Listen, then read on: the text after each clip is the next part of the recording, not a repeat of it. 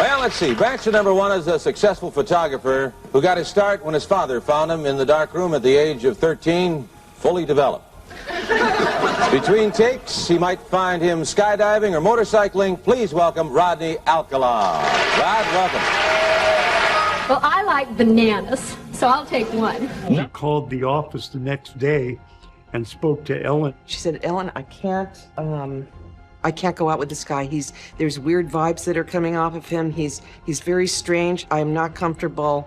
Is that going to be a problem? Rodney Alcala. Killer Rodney Alcala. Rodney Alcala. A serial killer. Rodney Alcala. I honestly believe in my mind, in my heart, that there's going to be other victims. Seeing how arrogant he is, knowing how charming he apparently was back in the day, and knowing how smart he is, I wouldn't doubt it if there's 100, 150, maybe even 200 victims out there. Un jeu télévisé national, un candidat au sourire charmeur et une femme qui, par instinct, a peut-être échappé au pire. En 1978, Cheryl Bradshaw choisit Rodney Alcala lors d'une émission populaire, mais à la dernière minute, elle annule leur rendez-vous, disant ressentir de mauvaises ondes. Ce qu'elle ignore, c'est que derrière ce photographe séduisant se cache l'un des tueurs en série les plus recherchés d'Amérique, un prédateur qui avait déjà laissé une enfant pour morte et assassiné plusieurs femmes. Comment a-t-il pu apparaître à la télévision alors qu'il figurait sur la liste des criminels les plus dangereux recherchés par le FBI? Pourquoi et comment a-t-il pu continuer à tuer pendant plus d'une décennie? C'est ce que je vous propose de découvrir dans ce nouvel épisode de HVI, dans lequel je vous raconte l'histoire vraie incroyable du Dating Game Killer. Générique.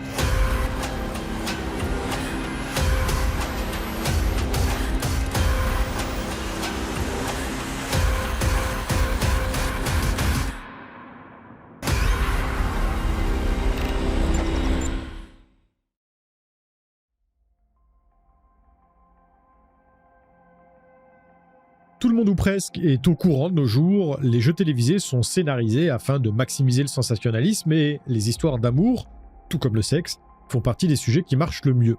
Et si c'est vrai de nos jours, ça n'est pas un phénomène nouveau, j'en veux pour preuve le carton qu'a fait The Dating Game dès les années 60. Ce jeu télévisé américain qui met en vedette des célibataires est diffusé pour la première fois en 1965 et sera repris et adapté en France 20 ans plus tard, en 1985, sous le nom de Tournée-Manège. Le principe est simple. Généralement, les épisodes sont centrés sur de jeunes femmes qui posent des questions à 3 hommes qu'elles ne voient pas. Elles doivent ensuite s'aider de leurs réponses pour n'en choisir qu'un, avec à la clé un rendez-vous galant payé par les producteurs de l'émission. Certaines personnes que vous connaissez probablement y ont même participé bien avant de devenir célèbres, comme Michael Jackson ou encore Arnold Schwarzenegger. Dans les années 70, comme la période le veut, l'ambiance sur le plateau est parfois osée, et les membres de l'équipe de production le savent, les fortes personnalités sont appréciées et font grimper l'audimat, surtout si elles sont accompagnées d'une apparence physique agréable. He was very striking.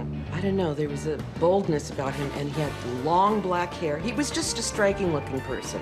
In terms of putting him on as a contestant, I think on the form I wrote NW, which was my symbol for no way, no darn way, is this guy going to be on the show? Because I noticed that he had a very strange personality. It's like, are you kidding? He's so attractive. Everyone's going to love him. All the women are going to love him. And I said, all right, we'll put him on a show, but we've got to surround him with 2 guys that have personalities and that are respectable and decent and fun. L'épisode en question est diffusé le 13 septembre 1978 et effectivement, parmi les 3 prétendants, il y en a un qui, de par son style provocateur, se détache clairement du lot. It's time to meet our first 3 eligible bachelors for game number 1, and here they are.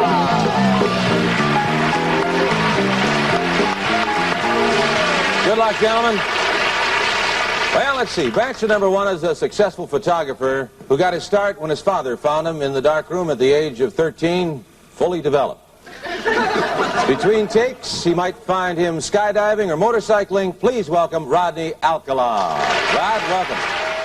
Si on fait abstraction de la blague facile du présentateur, ce qu'on garde en mémoire, c'est le nom du prétendant, Rodney Alcala. Un homme qui, vous allez le voir, ne manque ni de bagou ni d'assurance, quitte à ce que ça en soit parfois gênant, en tout cas pour nous aujourd'hui.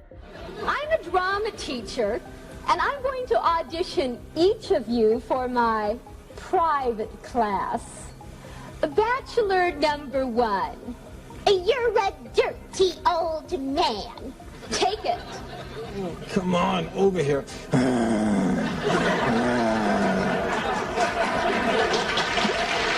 honey, we ought to go out and boogie. A bachelor number 1. I am serving you for dinner. Oh.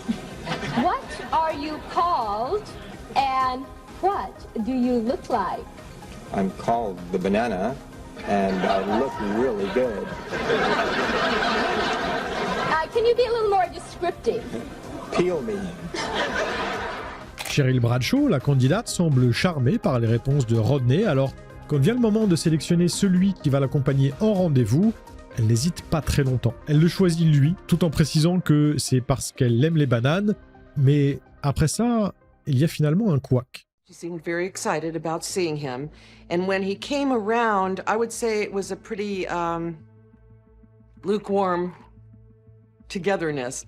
She called the office the next day and spoke to Ellen. She said, Ellen, I can't go out with this guy.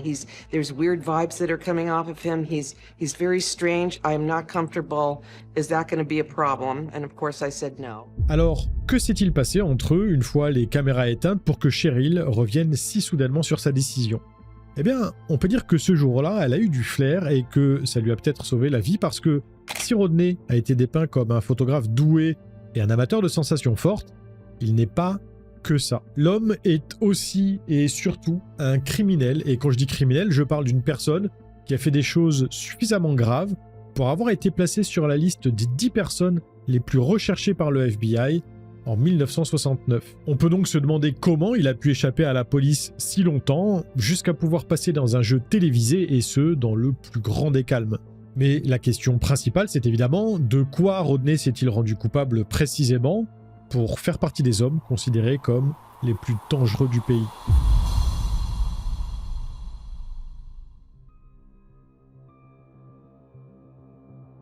Retour en 1968, à l'époque durant laquelle Rodney, né Rodrigo Jacques Alcala Bucor, de parents mexicano-américains, est étudiant en photographie à UCLA, une université située à Los Angeles. Le jeune homme est âgé de 25 ans et il est apprécié de tous, particulièrement de ses professeurs qui pensent, pour reprendre les mots de l'un d'entre eux, qu'il ne ferait pas de mal à une mouche. Une déclaration qui prouve que Rodney cache déjà très bien son jeu parce que le 25 décembre 1968, il commet un acte dont la cruauté a durablement marqué les enquêteurs. Ce jour-là, dans la matinée, Tali Shapiro, qui n'a que 8 ans, part de chez elle, ou plutôt devrais-je dire de l'endroit où elle réside pour l'instant, parce que sa maison a récemment pris feu. Son père étant cadre dans l'industrie musicale, les moyens financiers ne manquent pas dans la famille.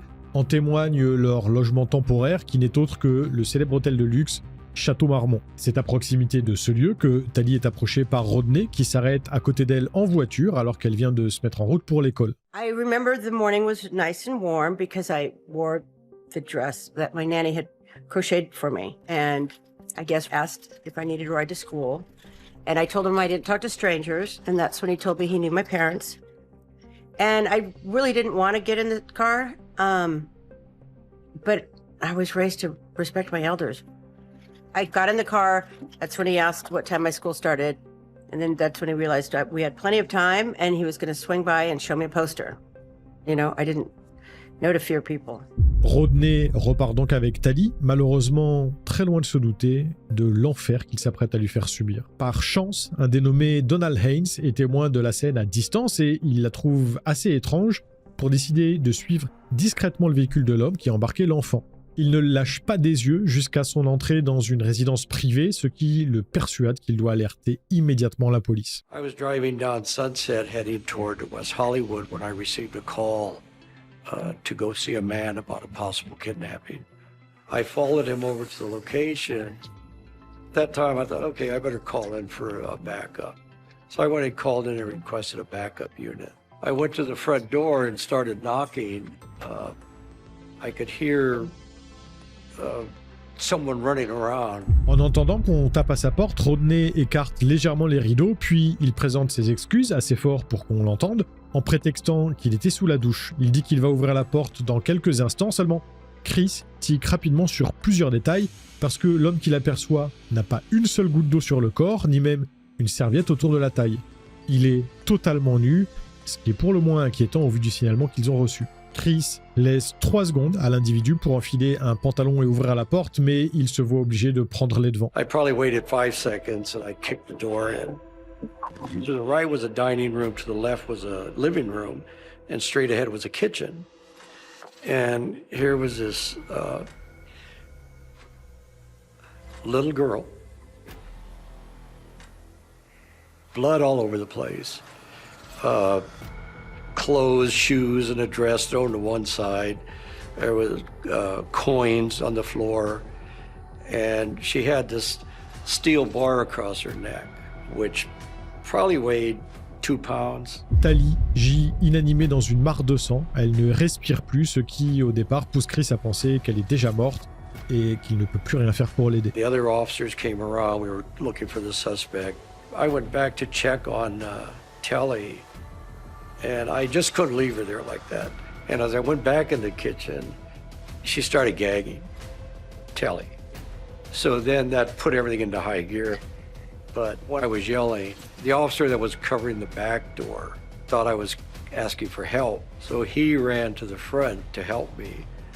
We later found out the suspect escaped through the back door. En restant auprès de Tali, Chris aide à la maintenir en vie jusqu'à sa prise en charge par une ambulance, mais à son arrivée aux urgences, son état est si grave que le médecin annonce qu'il pense qu'il lui sera impossible de la sauver.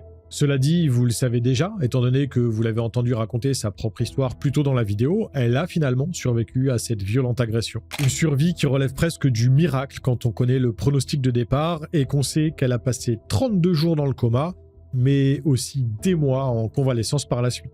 Heureusement pour elle, Tali ne se rappelle pas être entrée dans l'appartement de Rodney, ni même des horreurs qu'il lui infligeait après. Selon les constatations des médecins, l'enfant a été violé, mais aussi très sévèrement battu à l'aide de la barre de fer aperçue par Chris. Après le drame, sa famille se ferme complètement et change radicalement de vie. Profitant sûrement du fait que Tali n'ait gardé aucun souvenir de son agression, ses parents n'abordent pas le sujet et partent s'installer au Mexique dès sa sortie de l'hôpital. Une attitude pour le moins compréhensible, mais qui, vous le verrez, aura son lot de conséquences plus tard. Juste après les faits, les policiers perquisitionnent l'appartement de Rodney. C'est à cette occasion qu'ils découvrent à qui ils ont affaire, mais malgré d'intenses recherches menées dans le but de le localiser, pendant des mois, il demeure totalement introuvable en Californie. Et c'est normal, vu qu'après l'agression de Tali, il prend la direction de New York. Là-bas, Rodney prétend s'appeler John Berger et sous cette fausse identité, il s'inscrit à la NYU en choisissant un cursus différent, le cinéma. Il étudie d'ailleurs sous la direction du célèbre réalisateur Roman Polanski, qui se ressemble, sans pour autant oublier sa passion pour la photographie qui lui permet d'approcher plus facilement les gens dans la rue, notamment de très jolies jeunes femmes.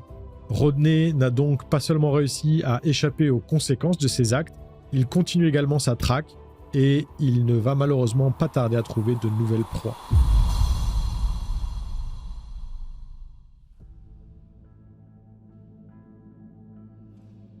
Quand il pose ses valises à New York, Rodney n'attend pas très longtemps pour céder à ses pulsions les plus noires, parce qu'il frappe une femme à la tête avec une bouteille de soda. Ce faisant, il espère probablement l'assommer pour pouvoir la violer et la tuer, mais la victime, dont l'identité n'a pas été révélée, parvient à s'échapper. Ça n'est malheureusement pas le cas de Cornelia Criley, une hôtesse de l'air de 23 ans qui vit en colocation avec quelques-unes de ses collègues dans un appartement situé au 427 East 83rd Street à Manhattan. I had gotten a job in a Brooklyn DA's office. So in the middle of the day, I got a call from her mother saying she couldn't find her. I said, okay, when I leave, I'll go find her. I'm sure she's at the apartment. She was living in a building where I could go into the building without a key. I knocked on the door, and there was no response. That's when I called the cops. And they came over. I was at the front door when they broke into the back window.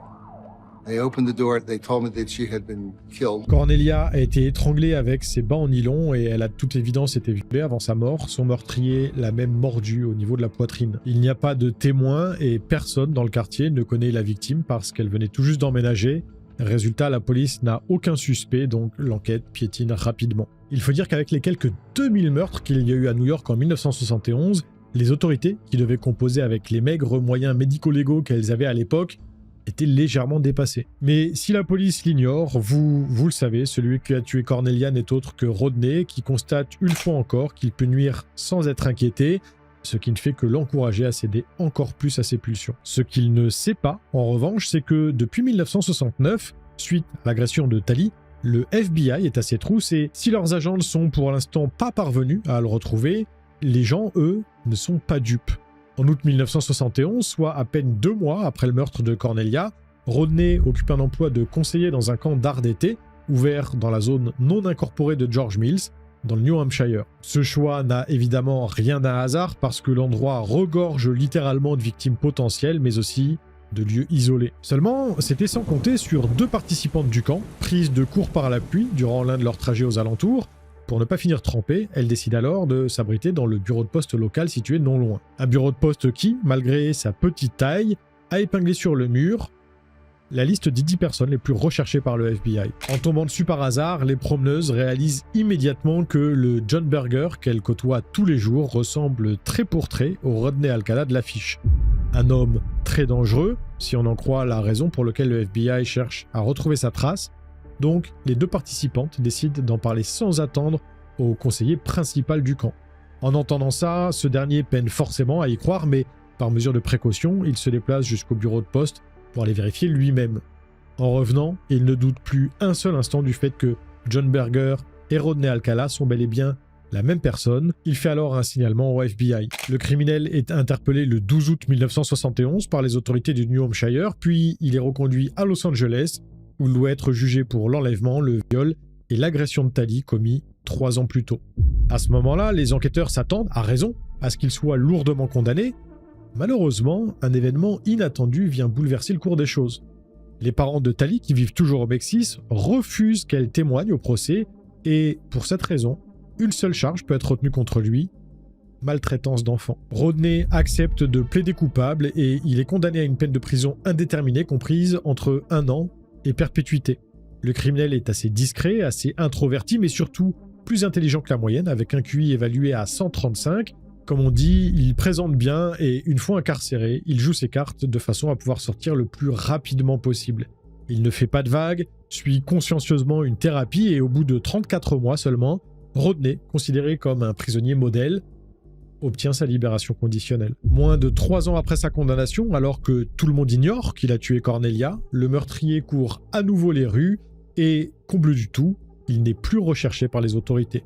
Il a donc l'opportunité d'agir sans avoir à regarder constamment derrière son épaule. Malgré tout, il reste fidèle à lui-même. 2 mois seulement après sa sortie de prison, Rodney emmène une adolescente de 13 ans sur les falaises d'Huntington Beach et il fume de la marijuana avec elle jusqu'à ce qu'un policier les surprenne. Forcément, il est appréhendé.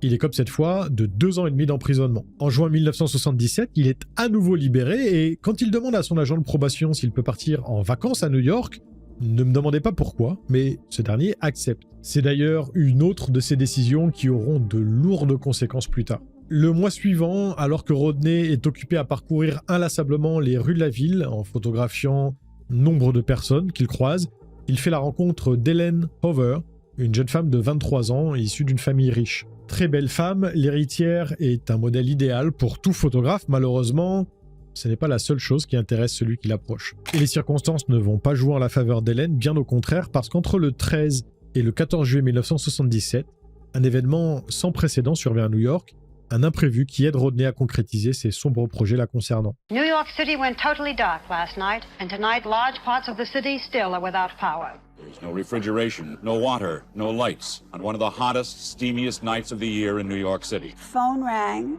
It was Ellen's mother, Yvonne Schwartz. Mrs. Schwartz asked me if I had heard from Ellen since the weekend, and I said no. The next thing I knew, I was watching the 11 o'clock news, and there was Ellen's picture. New York heiress missing.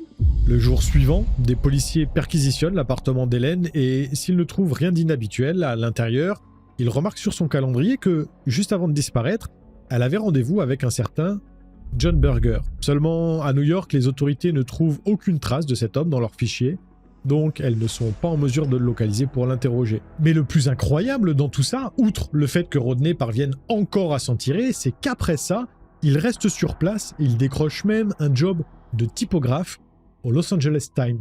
Dans les mois qui suivent, un tuyau permet au FBI de connecter les points qui relient John Berger à sa véritable identité. L'homme est alors questionné au sujet de la disparition d'Helen et il leur répond que oui, effectivement, le 15 juillet, il l'a vue. Rodney raconte qu'il l'a emmenée à Westchester pour la photographier, mais qu'au terme de cet agréable moment, ils se sont quittés et ne se sont plus jamais recroisés ensuite. En l'absence de corps ou même de preuves tangibles pouvant indiquer que le criminel est impliqué, les agents sont bien obligés de prendre ces déclarations pour argent comptant et d'en rester là.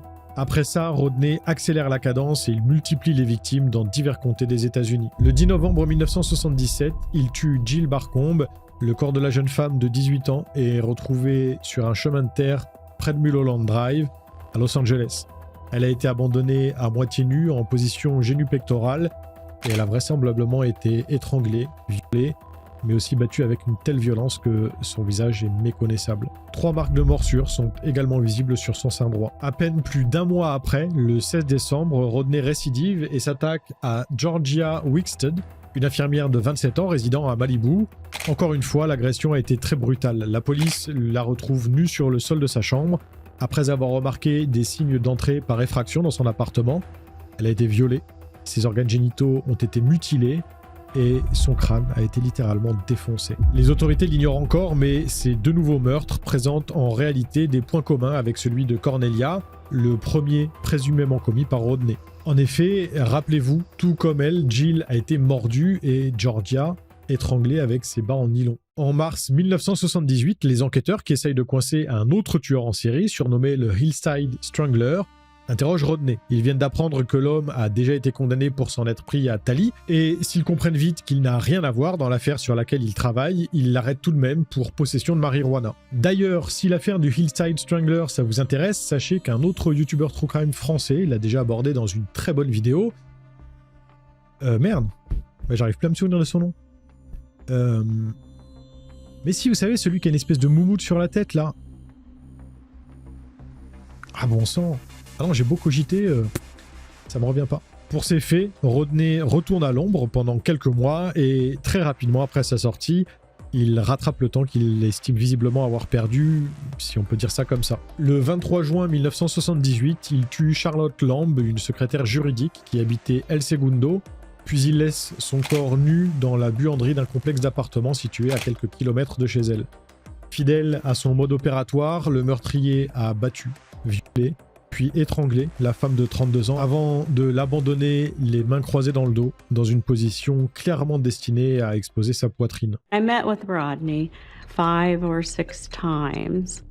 I administered assessments with regard to his sexual interests.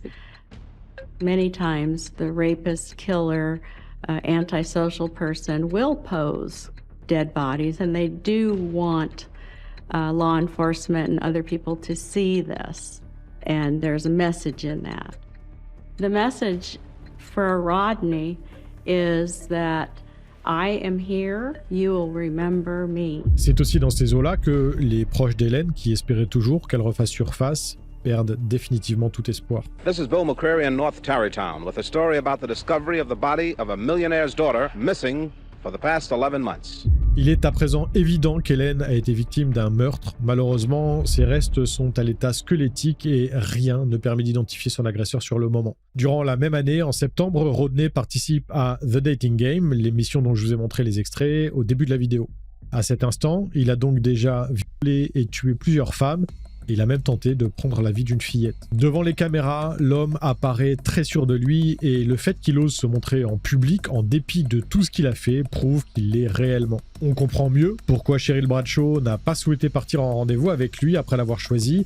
Il semble qu'il n'ait pas réussi à masquer sa véritable nature cette fois-ci. En 1979, Rodney fait 3 victimes supplémentaires et, contre toute attente, l'une d'elles s'en sort. Le 14 février, il récupère Monique Hoyt qui, à 15 ans, fait du stop dans le comté de Riverside. Il l'emmène chez lui, la viole et la conduit dans une région montagneuse isolée de Joshua Tree où il l'agresse sexuellement une seconde fois. Durant ces heures qui semblent durer une éternité pour l'adolescente, Rodney la prend en photo puis il l'attache, la bâillonne et la frappe violemment avec une pierre avant de lui faire subir de nouveaux viols. Par chance, il ne tue pas Monique à ce moment-là et sur le trajet du retour, elle profite du fait que Rodney doive aller aux toilettes dans une station-service pour prendre la fuite. La victime porte plainte immédiatement après les faits, mais lorsque le criminel est arrêté, sa mère paie sa caution, ce qui lui permet d'être libéré dans l'attente de son procès et de faire encore plus de victimes. 4 mois après, le 13 juin, Rodney parvient encore une fois à ses fins en tuant Jill Parento, une jeune femme de 21 ans. Son corps est retrouvé nu à côté de son lit, dans son appartement situé à Burbank, avec des oreillers placés sous ses épaules. Elle a été violée, battue et étranglée. Comme beaucoup de tueurs en série, Rodney multiplie les meurtres en pensant qu'il est plus malin que les autorités et qu'il est voué à le rester. Alors, il n'hésite pas à récidiver très peu de temps après. 7 jours seulement après avoir tué Jill, le 20 juin, il approche Robin Samsoe et son amie Bridget Wilvert. 2 adolescentes de 12 ans qui jouent ensemble sur une plage d'Huntington Beach en début d'après-midi. I could definitely see a gentleman with dark hair. I mean, he honed in on us really like a shark in the water honing in on a seal. And he goes, "Can I take your girls' pictures?" And Robin goes, "Sure." And all of a sudden, out of nowhere, pops up Jackie Young, my neighbor. You know, she goes, "Bridget, is everything okay? Are you girls all right?" And man, he took that camera, turned his head down, and you could almost see like smoke coming off his dress shoes. He was gone. Peu de temps après cet étrange incident, Robin raccompagne Bridget chez elle, mais elle n'y reste pas longtemps. Aux alentours de 16h30, elle doit partir pour rejoindre le studio de danse où elle suit des cours de ballet, parce qu'en échange de leçons gratuites, la jeune danseuse a accepté de consacrer quelques heures par semaine à répondre au téléphone sur place. Ce jour-là, elle est d'ailleurs un petit peu en retard, donc Bridget consent à lui prêter sa bicyclette en lui conseillant de ne pas s'arrêter en chemin. L'adolescente ignore qu'elle vient en réalité de tenir des propos on ne peut plus avisés, que Robin n'a peut-être pas écouté parce qu'après son départ, elle ne s'est pas montrée au studio de danse et elle n'est pas non plus rentrée chez elle. Sa disparition est signalée le soir même, mais rien sur le trajet qu'elle aurait dû faire ne permet à la police de retrouver sa trace. L'homme de la plage est rapidement considéré comme suspect dans l'affaire, et si un portrait robot peut être établi grâce à la description donnée par Bridget, il demeure introuvable.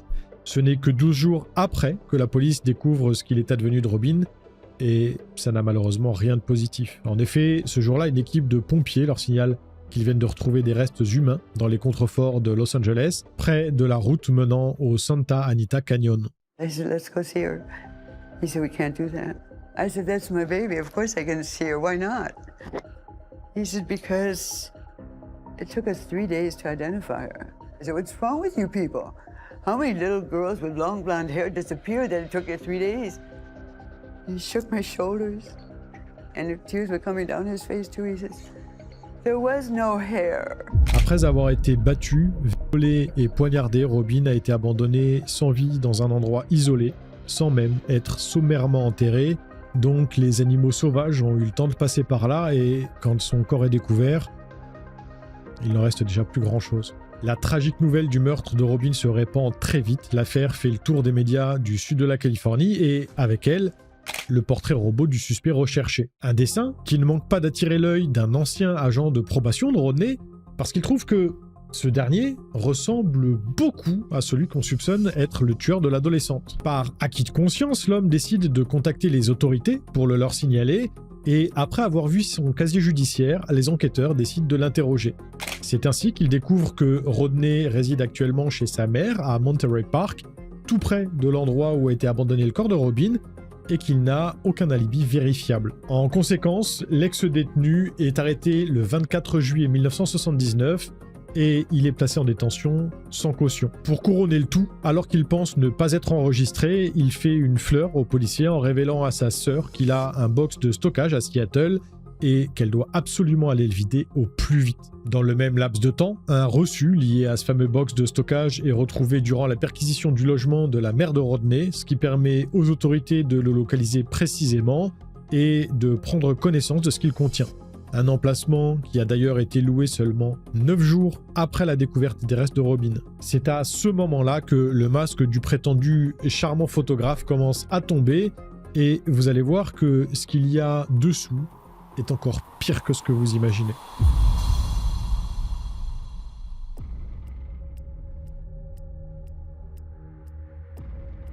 Quand ils ouvrent la porte du box de stockage, les enquêteurs ignorent à quoi s'attendre, mais ils craignent déjà le pire. Après tout, dans une telle situation, penser qu'il y a peut-être un ou des corps à l'intérieur n'a rien d'illogique.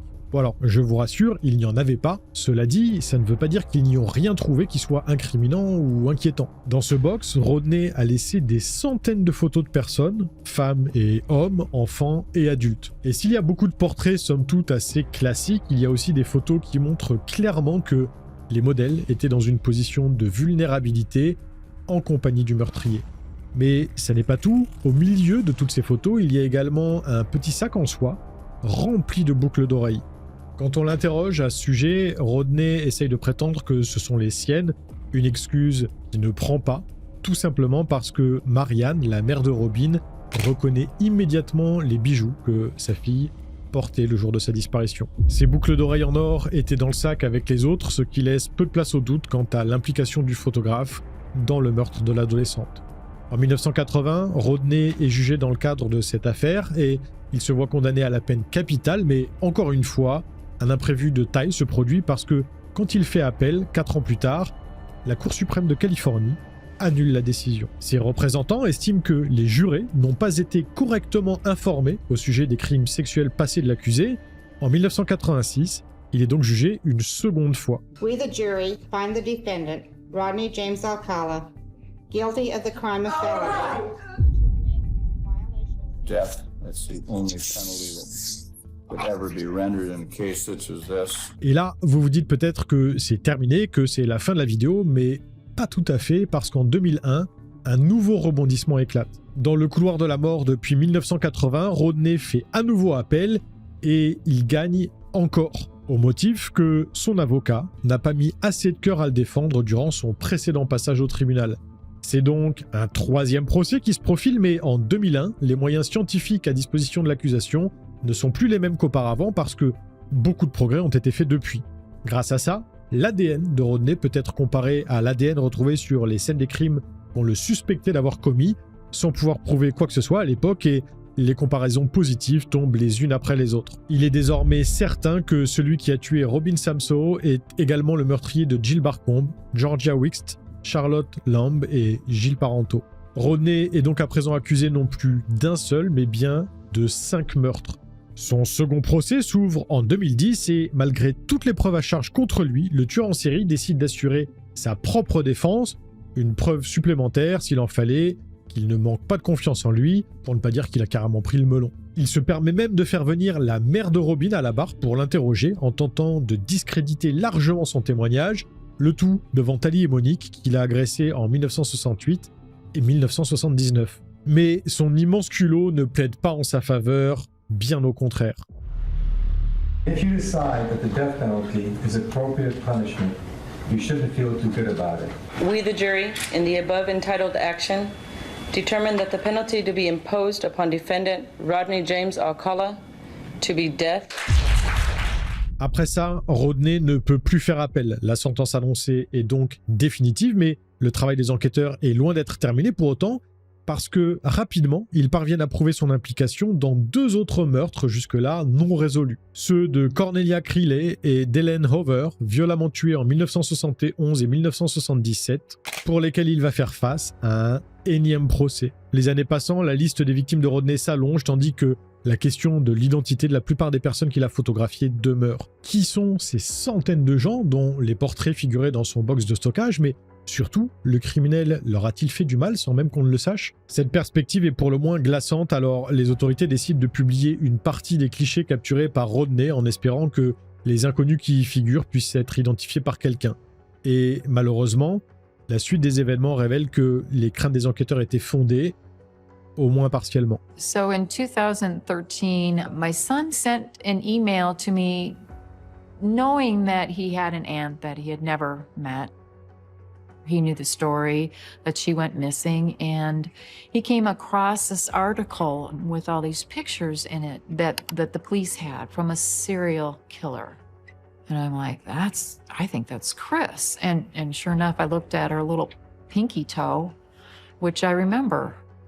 It just was very distinctive. It curled up on her other toes, and, I kind of knew that was her. That was definitely her. Christine Thornton avait 28 ans et elle était enceinte de 4 mois quand elle a mystérieusement disparu en juin 1977. Elle vivait à San Antonio, dans le Texas, mais elle avait décidé de partir rechercher de l'or dans le Montana avec son petit ami. Seulement, il semble qu'ils se soient séparés en cours de route parce que la dernière fois qu'elle a été aperçue, elle faisait du stop, seule, dans le Wyoming. Ses proches, et tout spécialement Cathy, se sont battus pour retrouver Chris et ont évidemment signalé sa disparition à la police.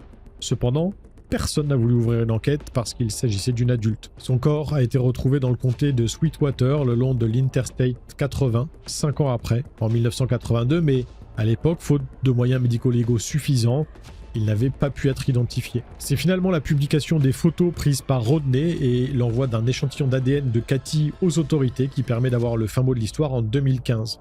Le criminel a probablement rencontré Chris en faisant un détour pendant son trajet de retour à New York depuis Los Angeles, le fameux voyage autorisé par son agent de probation du moment. Rodney avait pour habitude de se déplacer à moto et celle qui figure sur la photo qu'il a prise de Chris était d'ailleurs bien immatriculée à son nom. Cela dit, concernant d'éventuels aveux, c'est une autre paire de manches. En septembre 2016, des enquêteurs se déplacent pour tenter d'en obtenir de la part de Rodney, mais force est de constater qu'il n'est plus que l'ombre de l'homme qu'il a été.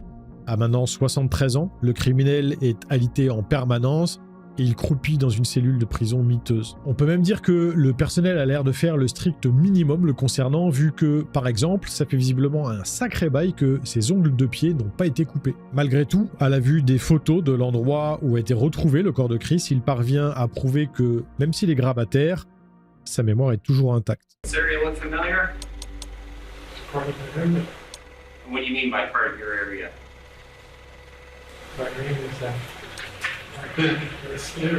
Mais c'est quand on lui montre le portrait de Chris que ses réactions deviennent franchement dérangeantes parce qu'il commence à tracer lentement les contours de sa victime présumée avec son doigt, comme s'il était en train de se replonger dans un souvenir. Talk to me about the picture.